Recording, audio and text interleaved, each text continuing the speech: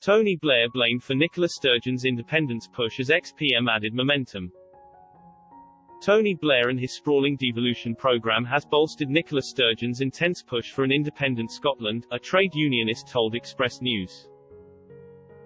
Calls for Scottish independence ramped up this week after the Scottish National Party's SNP National Executive Committee (NEC) published a paper outlining that an independence referendum deadline of March 31 must be set for Westminster in advance of the Scottish Parliament election in May.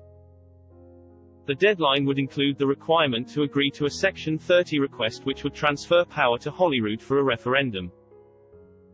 Should Prime Minister Boris Johnson refuse to accept the order, the paper says Ms Sturgeon and the SNP must make independence the focus of the upcoming Holyrood election campaign, in May.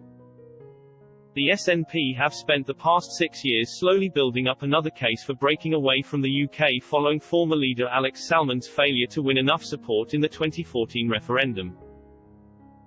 He said it was a once-in-a-generation ballot, a point which Mr. Johnson has used in his refusal to entertain the idea of a second referendum.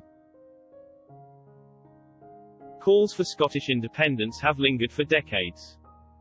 Paul Embury, a leading trade unionist and Labour member, said the feeling for breaking away was very much the reason why former Labour Prime Minister Tony Blair embarked on his mass devolution programme after coming to power in 1997.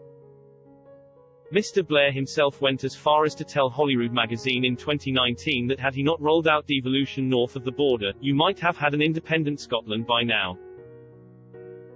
Yet Mr. Embury told Express.co.uk that it was this very push for devolution by Mr. Blair's New Labour that has led to Britain's current constitutional crisis.